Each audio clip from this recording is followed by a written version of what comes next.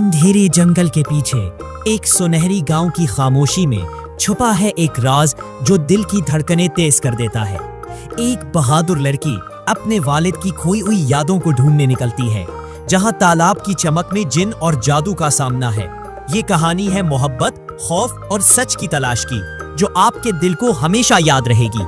सुनहरी गांव जो सरसब्ज खेतों, फूलों से भरे बागात और बुलंदो बाला दरख्तों के दरमियान बसा था, एक ऐसी जगह थी जहां वक्त गोया रुका हुआ था। गांव के लोग सुबह सवेरे अपने खेतों में काम शुरू कर देते, बच्चे दरख्तों के साए में खेलते और शाम को चौपाल पर बुजुर्ग कहानियां सुनाते।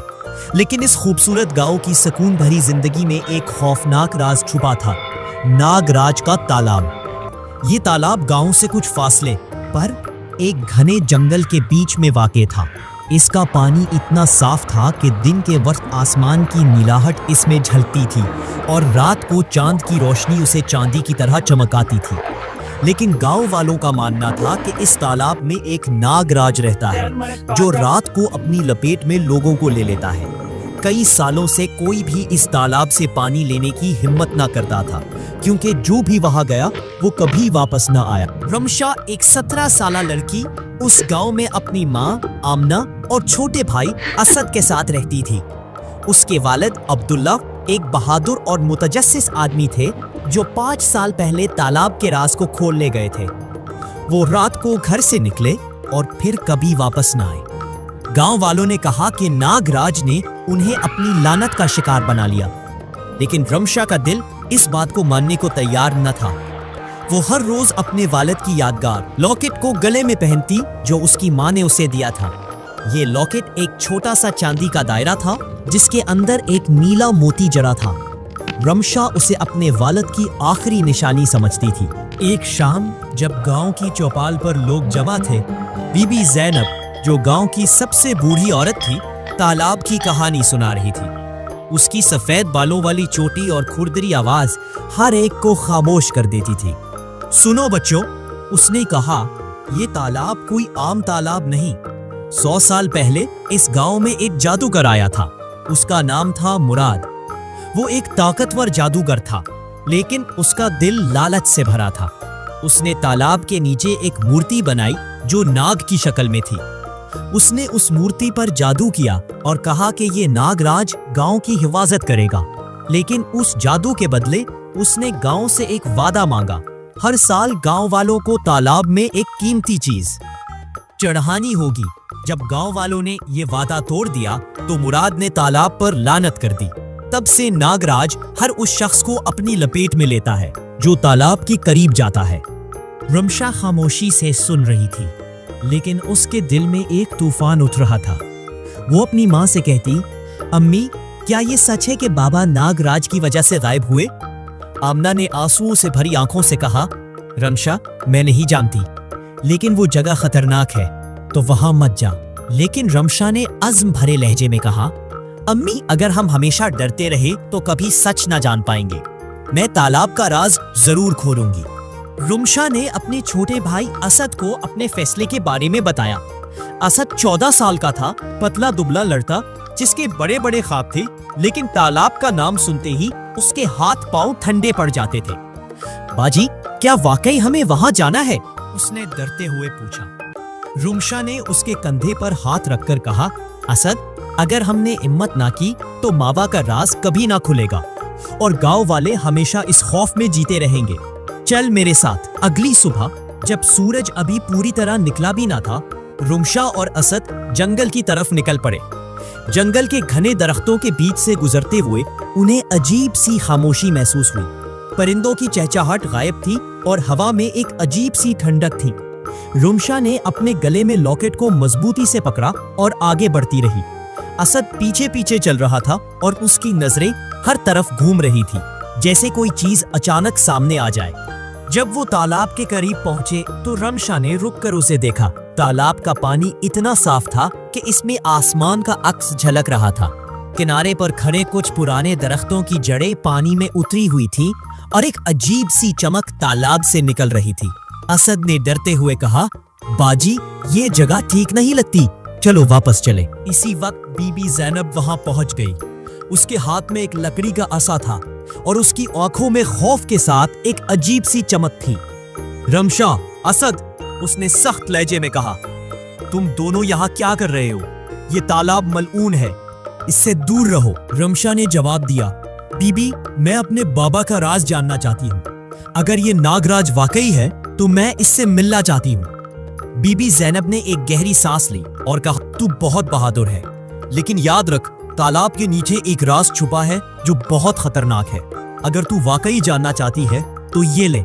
اس نے اپنی جھولی سے ایک چھوٹا سا تعویذ نکالا جو ایک پرانے دھاگے میں بندھا تھا۔ یہ تعویذ تجھے جادوگر کے سائے سے بچائے گا، لیکن ہوشیار رہنا۔ رمشا نے تعویذ لیا اور اسے اپنے گلے میں ڈال لیا۔ اس نے بی بی زینب سے پوچھا، یہ جادوگر کا سایہ کیا ہے؟ بی بی زینب نے کہا، مراد، وہ جادوگر مر گیا لیکن اس کی روح کا ایک حصہ تالاب کے نیچے چھپا ہے۔ وہ ہر اس شخص کو اپنی لپیٹ میں لیتا ہے جو اس کے راز کو کھولنے کی کوشش کرتا ہے۔ تیرا باپ بھی اسی کی وجہ سے غائب ہوا۔ رمشا نے فیصلہ کیا کہ وہ تالاب میں غوطہ لگائے گی۔ اس نے اپنی ماں سے ملنے والا لاکٹ مضبوطی سے پکڑا اور تالاب کے پانی میں اتر گئی۔ پانی ٹھنڈا تھا لیکن اس کا عزم اسے گرم رکھ رہا تھا۔ اسد کنارے پر کھڑا اسے دیکھ رہا تھا۔ اس کی آنکھوں میں خوف اور امید دونوں تھے۔ رمشا نے گہرا سانس لیا اور تالاب کی گہرائی میں اتر گئی۔ تالاب کے نیچے ایک عجیب سی دنیا تھی۔ پانی میں عجیب سی چمک تھی اور چھوٹی چھوٹی مچھلیاں اس کے گرد گھوم رہی تھی۔ رمشا نے دیکھا کہ تالاب کے بیچ میں ایک بڑی سی مورتی کھڑی تھی جو ناگ کی شکل میں تھی۔ اس کے سر پر ایک چمکدار موتی جڑا تھا اور اس کی آنکھیں ایسی تھی جیسے وہ زندہ ہوں۔ رمشا اس کے قریب گئی اور اس کے دل میں ایک عجیب سی سنسنی دوڑ گئی۔ رات ہونے پر مورتی اچانک حرکت میں آئی۔ اس کی آنکھوں سے سرخ روشنی نکلنے لگی اور ایک گہری آواز گونجی، کون ہے جو میری نیند میں خلل ڈال رہا ہے؟ رمشا ڈری لیکن اس نے ہمت سے کہا، میں رمشا ہوں اور میں تمہارا راز جاننا چاہتی ہوں۔ کیا تم واقعی ناگراج ہو؟ مورتی نے جواب دیا، میں ناگراج ہوں لیکن میں کوئی سانپ نہیں۔ میں اس گاؤں کے بانی راجا کی وفادار روح ہوں جسے جادوگر مراد نے جادو سے قید کر دیا۔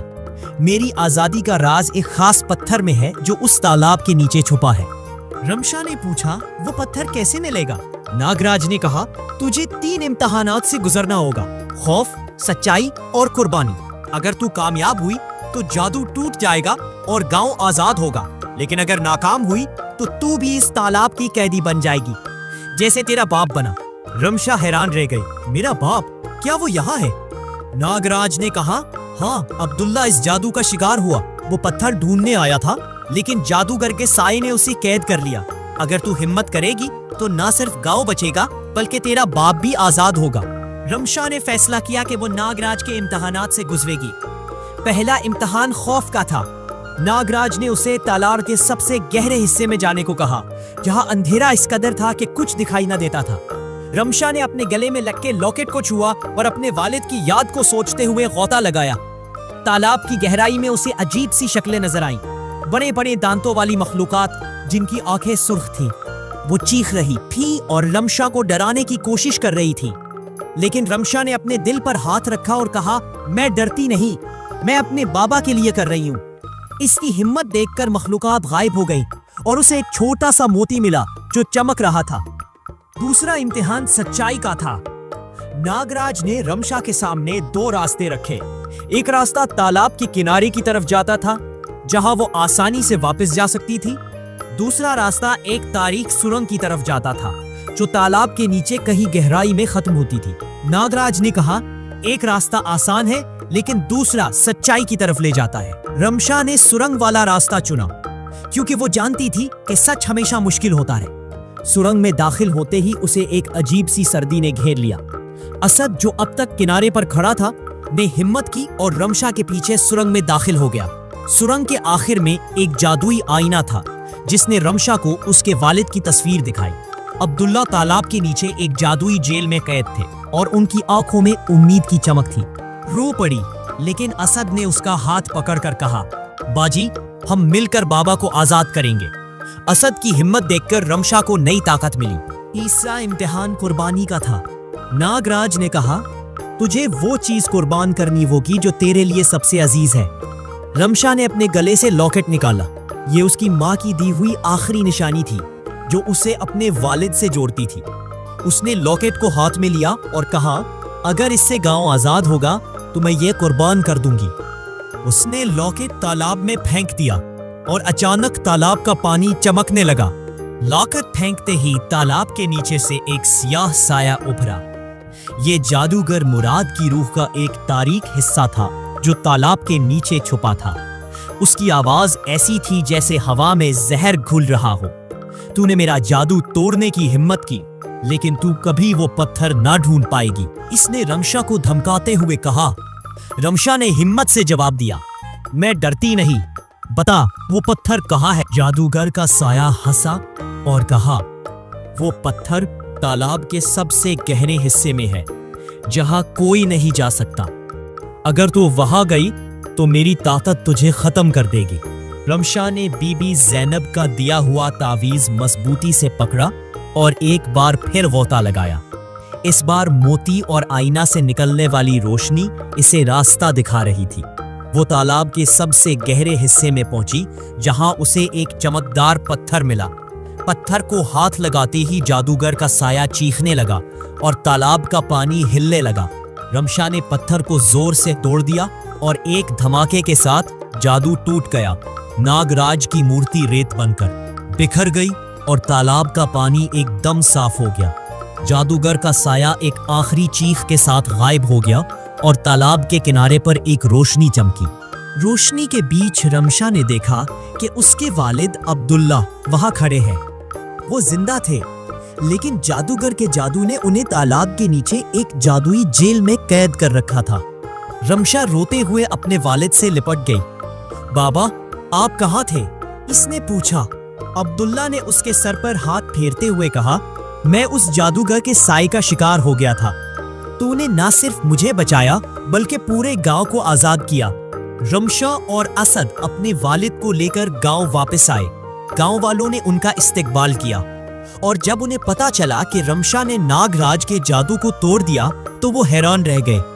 बीबी ज़ैनब ने मुस्कुरा कर कहा, रमशा, तूने साबित कर दिया कि बहादुरी से बड़ी कोई ताकत नहीं। तालाब अब गांव के लिए एक नेमत बन गया था। गांव वालों ने उससे पानी लेना शुरू कर दिया और बच्चे उसके किनारे पर खेलने लगे। रमशा का लॉकेट तो जाया हो गया था, लेकिन उसके वालिद की वापसी उसकी सबसे बड़ी खुशी थी।